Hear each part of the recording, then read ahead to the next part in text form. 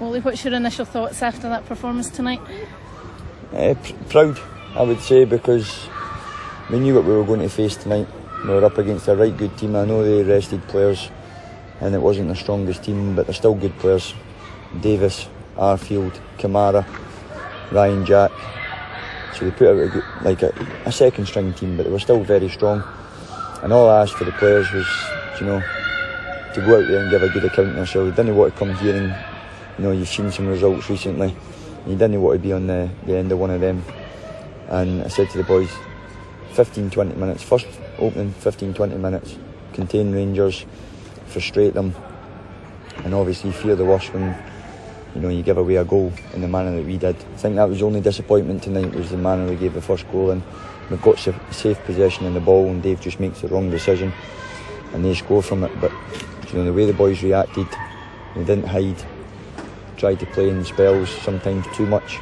That's what I want. I said to the boys, be brave on the ball, because it was going to be a long night. Rangers were going to spend a lot of time in our half. We were going to have a lot of the ball, we knew that, but we couldn't feed into that and just give them the ball back at every opportunity. So I told the boys that when we get the ball, we need to be brave, we need to pass, we need to try and get out, we need to try and create our own problems for Rangers.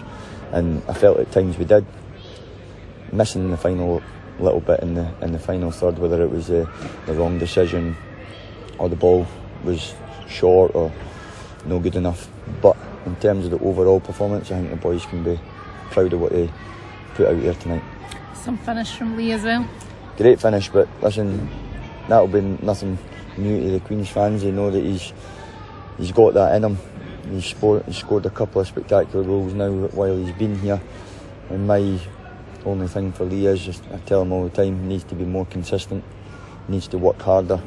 And that's the only reason really he's not been in the team since he's came back, obviously from his silly red card, but he would have been expecting to go straight back in. But I asked my players, they need to go in there and they need to earn it, they need to work harder. And they're starting to get that really. He's got to be grit between the teeth now, and he produce little moments like that. He's a very talented player, and if he can just improve his work rate when he's not got the ball just that little bit more, then he'll be even a bigger asset for us. Consistency is what the whole team need to be. Correct, all over the pitch. But I touch on that because we're talking about players that can win you games, and they need to produce that more often. But again, on the piece tonight, I thought with Rangers having so much of the possession, we actually defended quite well. I know I made changes myself, looking at Saturday as well, but the biggest thing that I can take away from tonight is young Ben Johnston making his debut at Ibrox in front of 30,000. He's deserved that moment. He's worked incredibly hard to be here. He's just a joy to work with. His enthusiasm and attitude in training is really good, and he thoroughly deserves that opportunity tonight, and hopefully there'll be many more from him.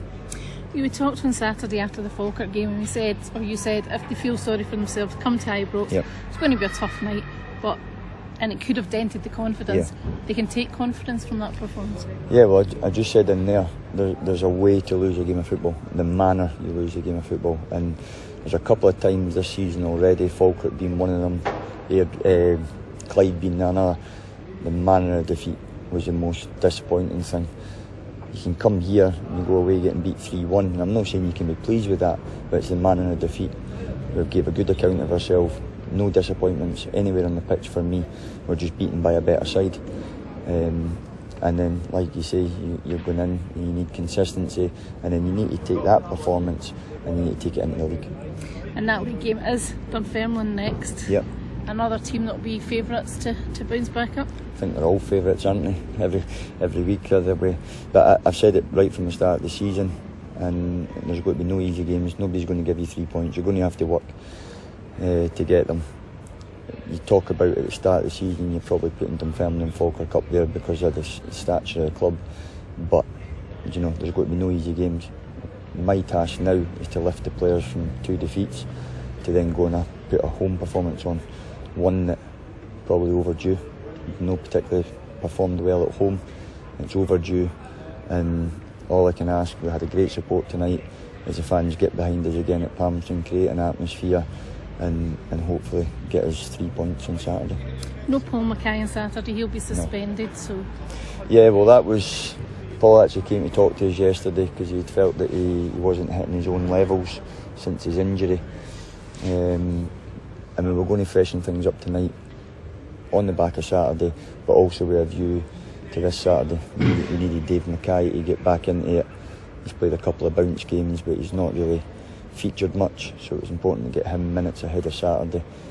Big Stuart Morrison will be missing as well, so you can see a couple of forced changes, but again, the boys that give the opportunity, we give them the shot. It's only them that take it away from themselves by underperforming. So hopefully whoever I put out on Saturday gives a good account of ourselves and we do enough to win the game, because I honestly don't care how we win the game.